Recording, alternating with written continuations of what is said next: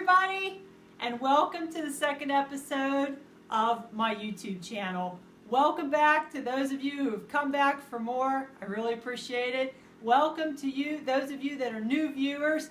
I appreciate you too. So first thing I want to say is that I am in a treatment week this week. Means that I had a chemotherapy treatment yesterday, and this little baby you see on me is pumping poison into my body as we speak. One of my drugs in my protocol has to go into my body over a 48-hour period, and I get the fanny pack off tomorrow. So which means I have to sleep with this baby. We're very intimate. I can't shower for 2 days, so I smell real good. I can't wash my hair, so just gonna have to bear with me. But you know, I'm always keeping it real. So coming to you live during a treatment week.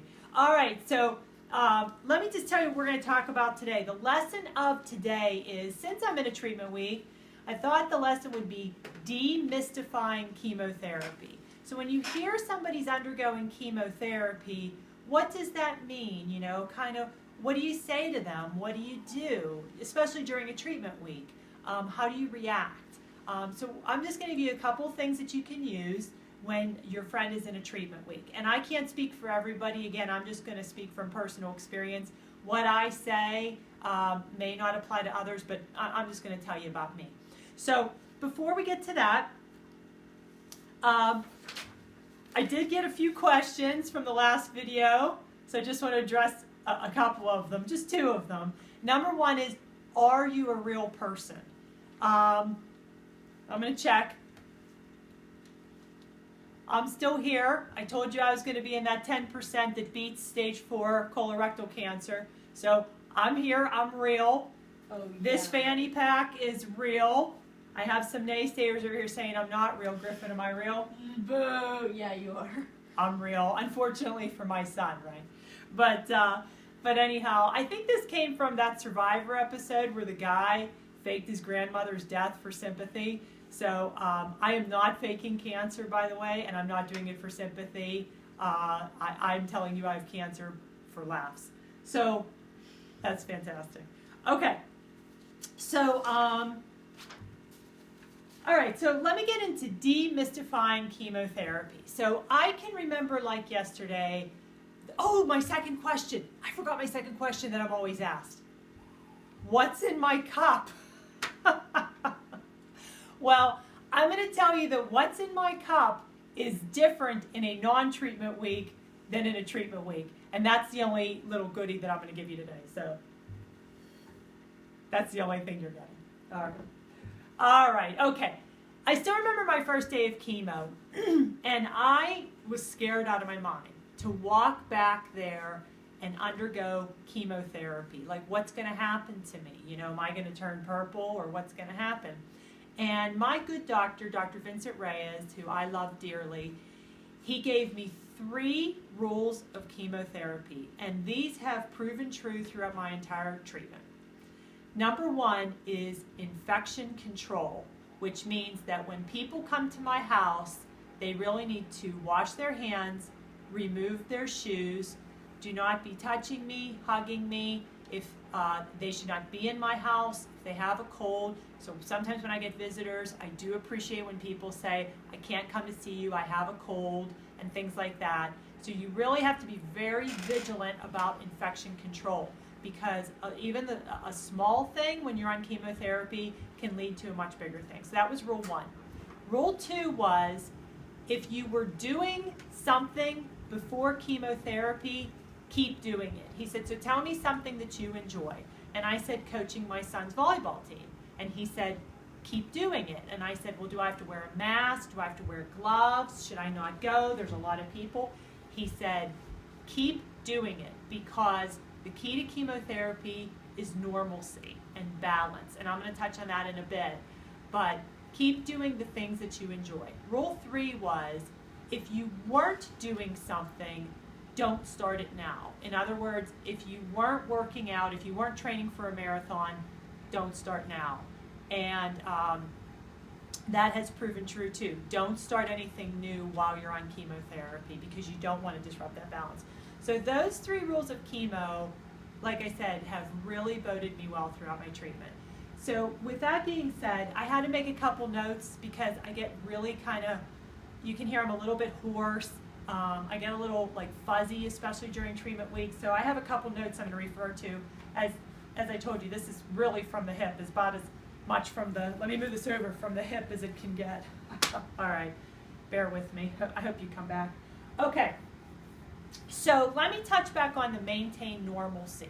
So a person going through chemotherapy and somebody who has cancer, they don't want to be thought of as their diagnosis. They still want to be thought of as a person. So talk to somebody about the things they enjoy, how your kids do, what's new with your kids, what's new with your job, if they enjoy their job. If not, don't bring it up.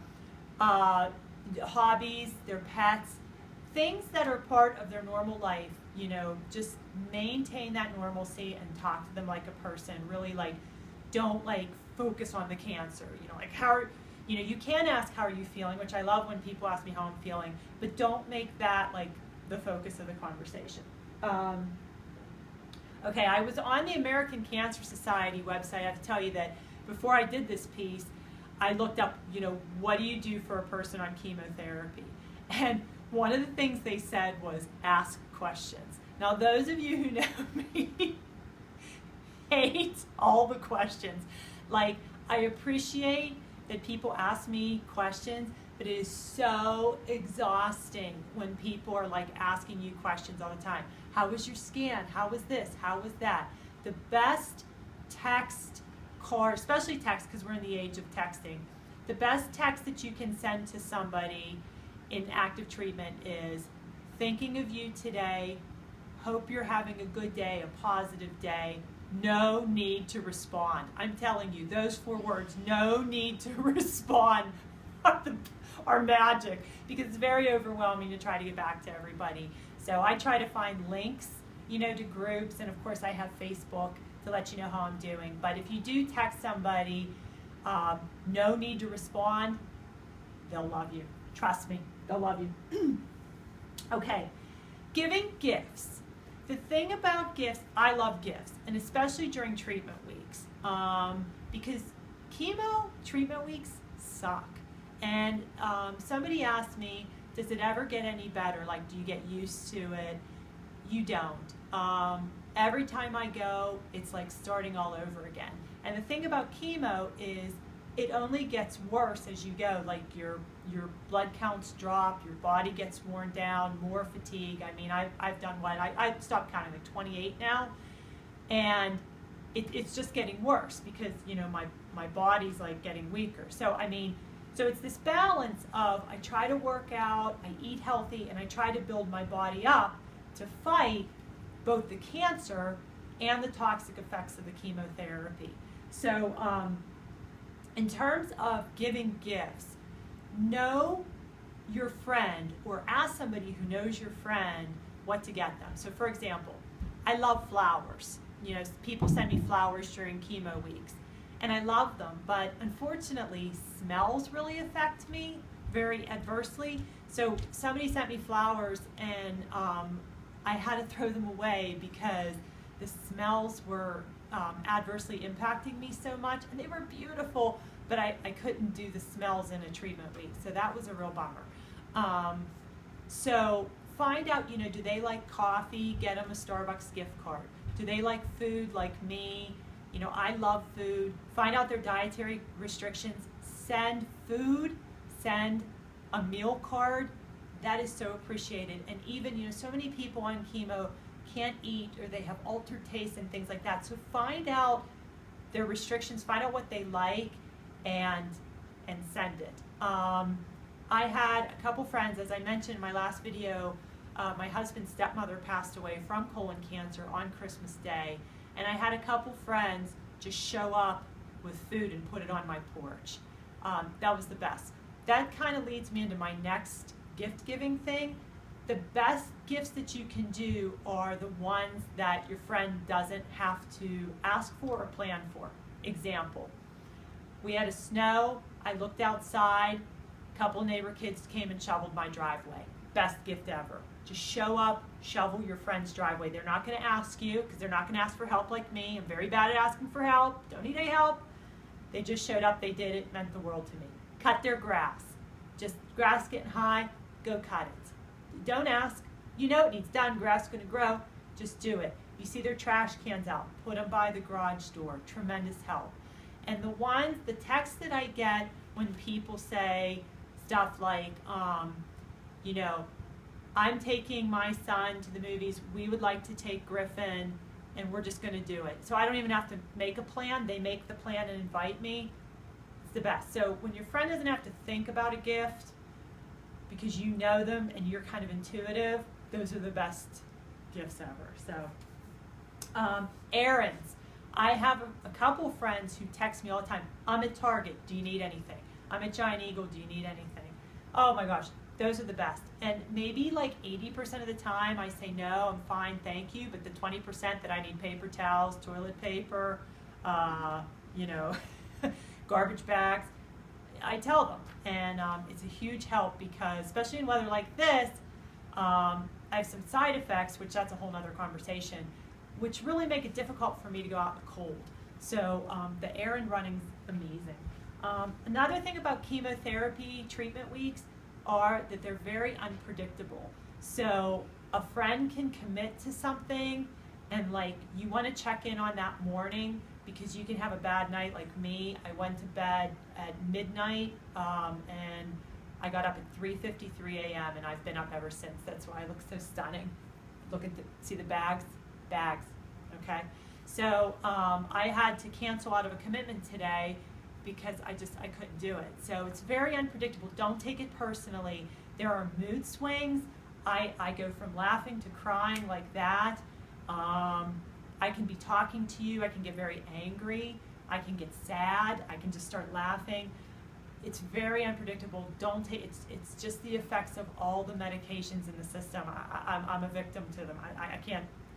They're taking over my body. So that's something that happens.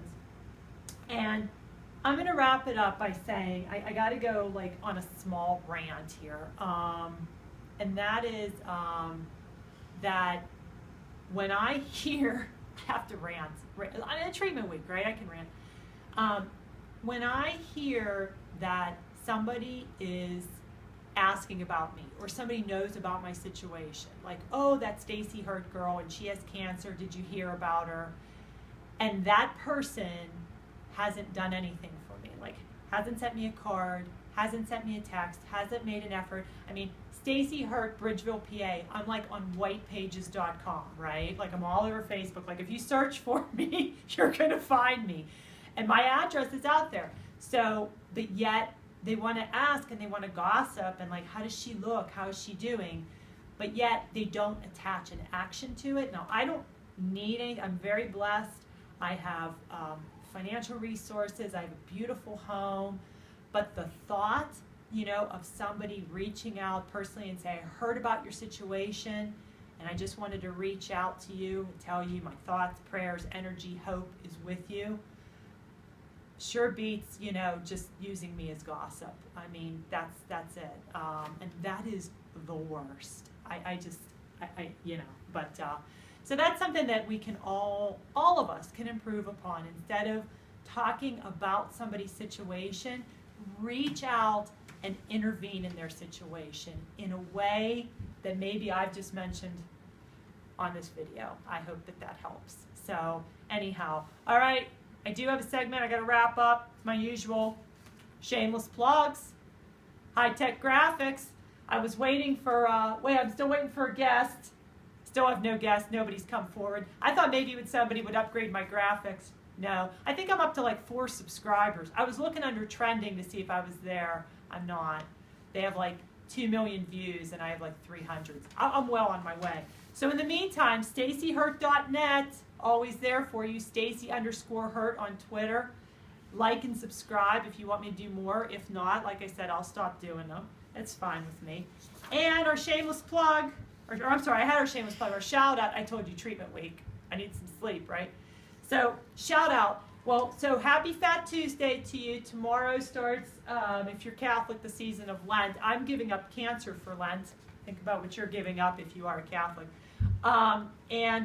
We know that the Denver Broncos just won the Super Bowl. I'm going to give a shout out to one of my #1 boyfriends, J.J. Watt of the Houston Texans, who plays for one of my favorite coaches, Bill O'Brien, who coached up at Penn State, fellow special needs parent. So I have a huge affinity for the Houston Texans, Bill O'Brien, and my boyfriend, J.J. Watt. J.J.,